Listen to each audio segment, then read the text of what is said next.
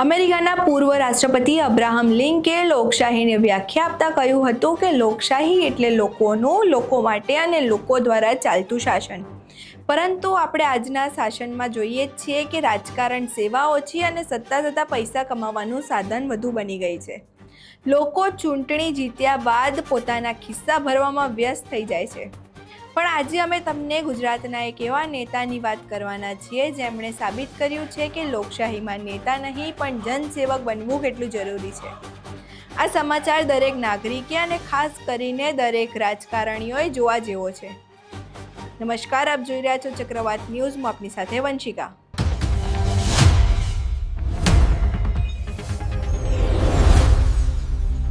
તમે એક પત્ર જોઈ શકો છો. તમારી સ્ક્રીન પર દેખાઈ રહેલા પત્ર જરા ધ્યાનથી જુઓ. આ પત્ર સુરેન્દ્રનગર મહાનગરપાલિકા વોર્ડ નંબર 11ના કોર્પોરેટર મહેન્દ્રસિંહ ગોયલ દ્વારા લખવામાં આવ્યો છે. તાજેતરમાં 27 જુલાઈ 2026ના રોજ તેમણે મ્યુનિસિપલ કોર્પોરેશનને એક સત્તાવાર પત્ર લખ્યો છે. પત્રનો વિષય છે માનદ વેતન નહીં મેળવવા બાબત. કોર્પોરેટર મહેન્દ્રસિંહ ગોયલે પત્રમાં સ્પષ્ટ લખ્યું છે કે શહેરજનોને પ્રાથમિક સુવિધાઓ ઉપલબ્ધ બની રહે તે પ્રકારે મદદરૂપ બનવું મારું કર્તવ્ય છે.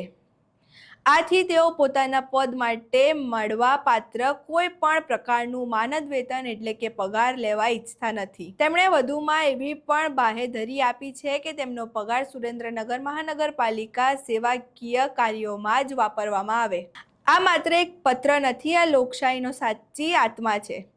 આપણા બંધારણમાં કલ્પના કરવામાં આવી હતી કે ચૂંટાયેલા પ્રતિનિધિઓ પ્રજા ટ્રસ્ટી તરીકે કામ કરશે. આજે જ્યારે નાનામાં નાનો હોદ્દો મળી જતા નેતાઓ સરકારી ભથ્થા, ગાડીઓ અને સુવિધા લેવા માટે પડાપડી કરતા હોય છે, ત્યારે મહેન્દ્રસિંહ ગોયલ જેવા કોર્પોરેટર સમાજ માટે એક ઉત્તમ ઉદાહરણ બની સામે આવ્યા છે. પોતાના હકનો પગાર જતો કરીને તેને શહેરના વિકાસના કામોમાં લગાડવાની તેમની આ પહેલ સાબિત કરે છે કે જો નેતાઓ મનમાં માત્ર પ્રજાની સેવા રાખવાનો જ ભાવ હોય તો કોઈ પણ પદ માલિકીનું નહીં પણ સેવકનું બની જાય છે. લોકશાહી ત્યારે જ મજબૂત બને છે જ્યારે જનપ્રતિનિધિઓ પોતાના અંગત સ્વાર્થ કરતા શહેર અને નાગરિકોના હિત માટે વધુ વિચારે. સુરેન્દ્રનગરના કોર્પોરેટરના નિર્ણયથી આજે ચારે બાજુ પ્રશંસા થઈ રહી છે. પરંતુ સવાલ એ છે કે શું આપણા ગુજરાતના અને દેશના અન્ય સાંસદો, ધારાસભ્યો અને કોર્પોરેટરો આનાથી કોઈ પ્રેરણા લે છે કે નહીં તે જોવું રહ્યું. જે નેતાઓ કરોડોની સંપત્તિ ધરાવે છે, સત્તા, સરકારી પગાર અને ભથ્થા લે છે, તેમના માટે આ એક બોધપાઠ છે.